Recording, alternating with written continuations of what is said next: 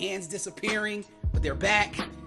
And I'm back. Rod the Magnificent is back in the cafe for season 3 of Coffee and Beats. I want to thank all of you for supporting me this far. I didn't know going into this that I will be doing a 3rd season, but here I am. The people want more. I don't have time to name all the people that shouted me out, but I just want to take this time out on my show to say thank you so much for promoting Coffee and Beats and getting my stuff out there so that people can benefit from some good music. Also, benefiting from the mixtapes that I've been laying down of late. So I appreciate all the love and support. And hey, if you're new to the channel or new to the page or new to the cafe, don't forget to hit that subscribe button, hit that bell for notifications, like, share with your loved ones, because I'm sure they would all love to hear this. I want to introduce something I kind of stopped doing since season 1 and introducing what I'm drinking. And I'm drinking some coffee today, guys. I'm not just putting together album reviews. I got my coffee, and of course, I take my coffee Very seriously. Today, I am sipping on this. Yes, cookie jar.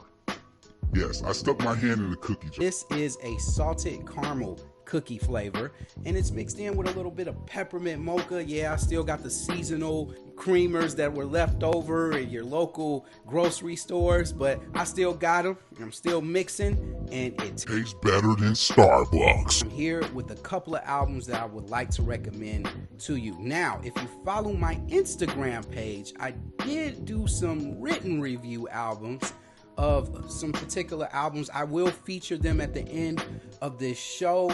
You'll get my rating of those. You won't get my thoughts, but if you want my thoughts, follow me on Instagram. You'll see that information in the description box down below. So enough of me rambling. Let's get right into these reviews. I'm gonna start off year 2022 with Neil Francis. And the name of this album is entitled There Is No Neil Francis. This is the debut album from Neil Francis, and to make this very loud and clear, this is a group, and that's why it explains the name of this album. There is no just a person, Neil Francis. This group consists of lead singer Jordan Feeler, if I said that right, and Mark Gilfrey. And with 14 songs clocking in at around precisely 40 minutes, Neil Francis takes us on a journey of music that they've been working on for the past 6 years. However, this album is not just a collective of singles thrown in to make an album. Even though they said they have produced a rabbit hole full of music for the last 6 years, they carefully selected songs that would fit the mold of creating an album that is sonically cohesive. To get you prepared for what you will be expecting during this listening experience, their style of music is similar to that of a Benny Sings or a Toro y Moi, who has an album coming out in the first quarter of this year. Can't wait for that. The production on this record is very silky smooth. There is an addition of old school samples over lush instrumentals. For example, the song In the Starlight, we find Mark Gilfrey chopping up Patrice Rushen's classic track Remind Me, which is a fresh compliment to Jordan's vocal delivery. Benny Sings makes a nice guest appearance, contributing to the song Where I Become Someone, and hands down, this is already my favorite song of the year, and it's the groovy and silky smooth track Dancing, which features a fantastic cover, putting a nice twist on the classic track by the group Rare Silk's 1985 single Storm. Not many mistakes found here on this album, other than it can be pretty one-dimensional if you're not used to this style of music. However, I love the elegant combination of indie, jazz, and electronic elements of this record.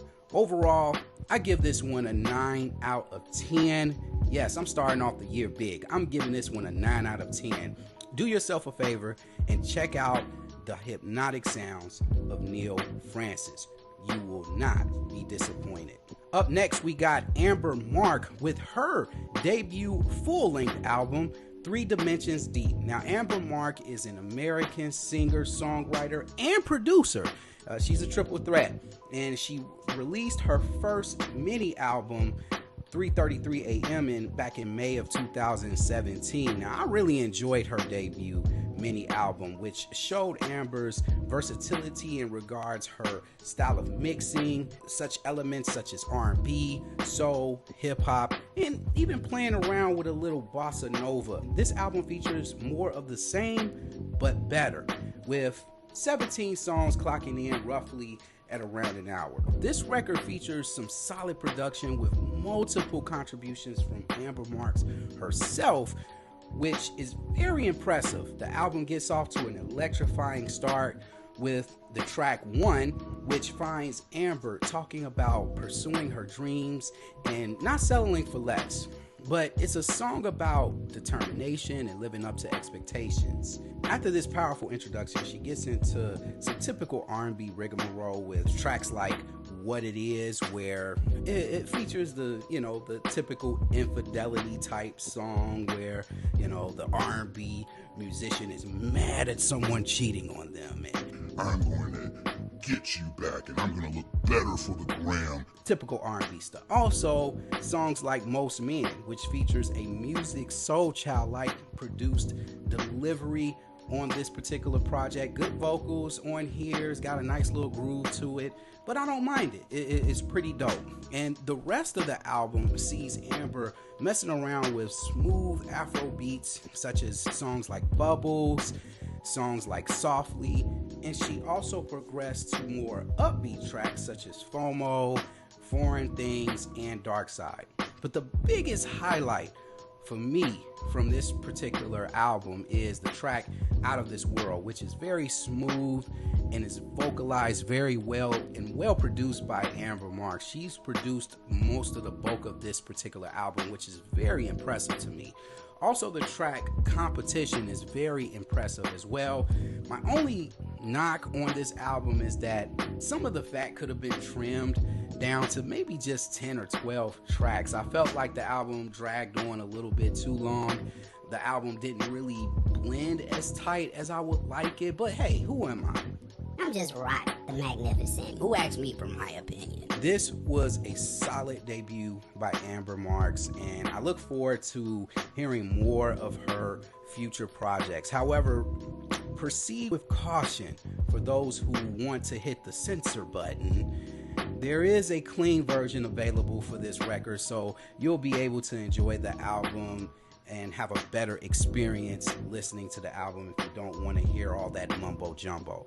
But overall, I give this album a 7.5 out of 10. Keep doing your thing, Amber Mark. Keep doing your thing. And also, side note, check out her Colors performance that she dropped a couple of weeks ago. It was really, really impressive.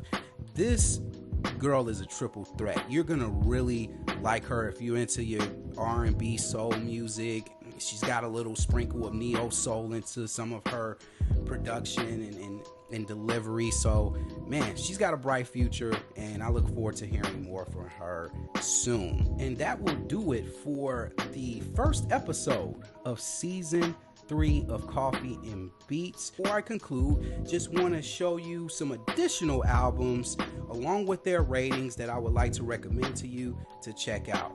Here he goes.